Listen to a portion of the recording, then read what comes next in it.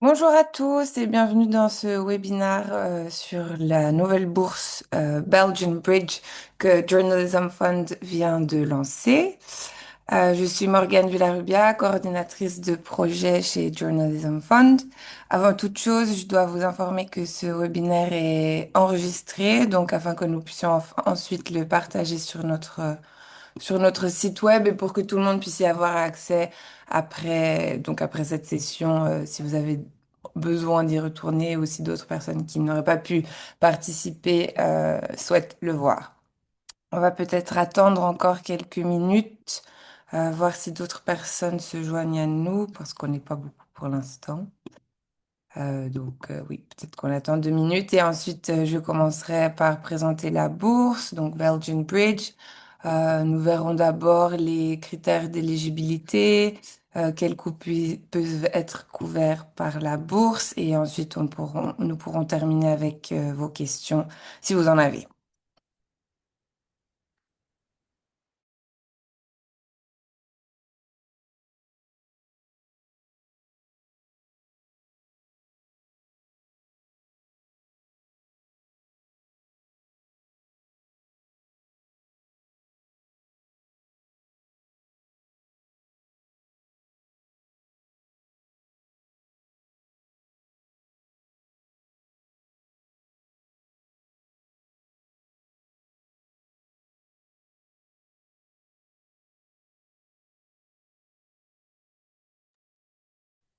Ok, alors on va commencer avec la présentation. Belgian Bridge, la nouvelle bourse de Journalism Fund.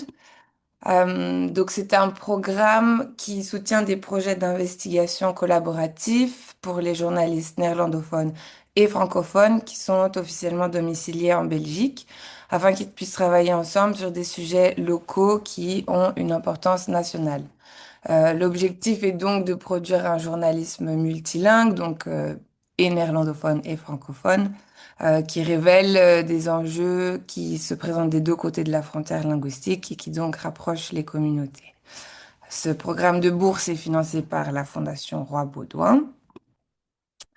Alors, qu'est-ce que c'est Belgian Bridge? C'est pour les journalistes professionnels, donc que ce soit des journalistes freelance ou des journalistes qui travaillent pour des organismes de presse. La seule chose à noter, c'est que les journalistes qui travaillent pour les organismes de presse, qui sont donc employés, ne pourront pas postuler et demander du budget pour le temps de travail. Donc, c'est possible de couvrir d'autres frais, mais le temps de travail pour les employés ne pourra pas être couvert.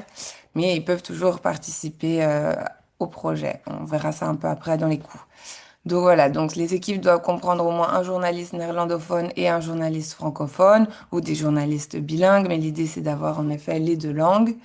Et les candidats, pardon, doivent résider légalement en Belgique. La bourse a un total de 100 000 euros à distribuer et il y aura donc deux appels, donc 50 000 euros par appel. Ces 50 000 euros doivent ensuite être distribués voilà, entre plusieurs projets. Donc tout dépendra en effet de la qualité, du nombre de candidatures que nous recevons. Mais l'idée c'est ça, 50 000 euros par appel et chaque projet ensuite reçoit une partie de ces 50 000 euros. Nous avons deux dates butoirs, la première étant le 26 février 2026 à 13 heures, soit dans un gros mois, et la deuxième le 25 juin 2026. Les enquêtes qui seront soutenues doivent donner lieu à des publications dans au moins deux médias belges, l'un en français, l'autre en néerlandais, donc à nouveau cette idée d'avoir les deux langues. Mais bien sûr, si vous, en plus de de ces deux publications, vous avez d'autres publications dans d'autres langues, dans d'autres organismes de presse, que ce soit en anglais, en allemand ou peu importe, c'est toujours possible. Mais il y aura toujours cette règle de deux publications dans au moins un média qui publie en français et un en néerlandais. Et vous devrez présenter des lettres d'intention de publication qui proviennent d'au moins deux organes de presse différents quand vous candidatez. Le focus thématique. Les projets doivent aborder une question qui trouve ses racines dans la communauté locale, mais qui présente également un intérêt plus large, qui sort de ces communautés locales. On vous demande de démontrer une approche participative, donc la population locale doit pouvoir s'exprimer, que ce soit à travers d'interviews, de séances d'écoute, de conversations publiques ou d'autres formats, pour mettre en valeur du coup les connaissances et les perspectives locales.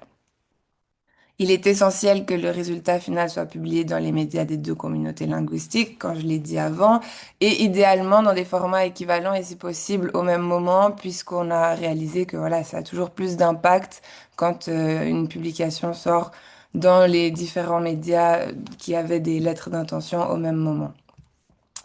Les équipes doivent réfléchir brièvement à ce qu'elles espèrent apprendre les unes des autres, donc les différences entre traditions journalistiques d'un côté ou de l'autre, les cultures de reportage, les attentes éditoriales, etc., doivent contribuer à la valeur ajoutée du projet. Les coûts. Donc, quels sont les coûts pris en charge? La bourse de Belgian Bridge peut couvrir deux types de coûts. Comme je disais avant, le temps de travail des journalistes pour mener leurs enquêtes.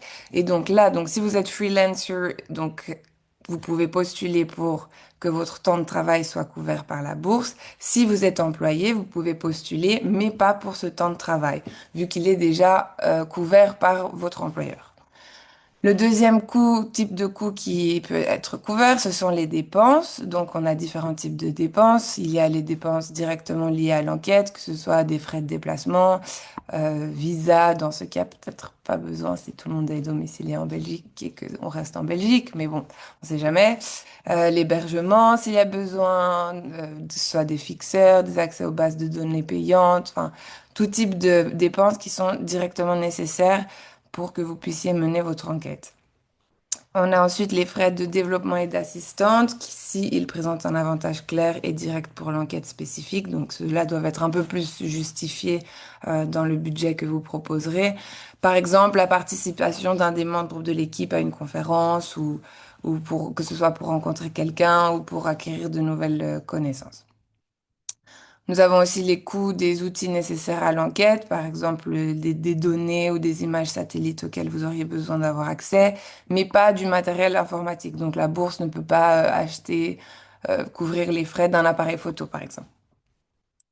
Les dépenses qui ne sont pas couvertes par ce programme sont donc les frais généraux, que ce soit de l'administration, des coordinateurs. On généralement vous demande de faire ça au sein de votre équipe, voilà, sans ajouter une personne en plus qui ferait que ce travail-là. Pareil pour les responsables financiers, à la fin de chaque enquête, on demande un rapport financier. C'est à vous de le faire. On ne peut pas couvrir une autre personne pour faire ça. Les investissements matériels, donc les biens tels que le matériel informatique, téléphone portable, appareil photo, comme je l'ai dit, ne peuvent pas être couverts. Nourriture et boissons et indemnités journalières non plus. Donc voilà. On verra après si vous avez plus de questions auxquelles on pourra répondre. Avant la date butoir qui est le 26 février, vous pouvez toujours prendre rendez-vous avec nous. Donc ce sera moi, Morgane Villarubia pour le côté francophone et mon collègue Laurens Germanes pour le côté néerlandophone. Donc vous pouvez organiser un appel de précandidature avec nous, que ce soit pour répondre à vos questions plus spécifiquement, pour discuter de votre projet, s'il correspond parfaitement à la bourse ou pas, et plus encore. Voilà, donc ça c'était la petite présentation. Je vais maintenant arrêter de partager mon écran et voir si vous avez des questions plus spécifiques.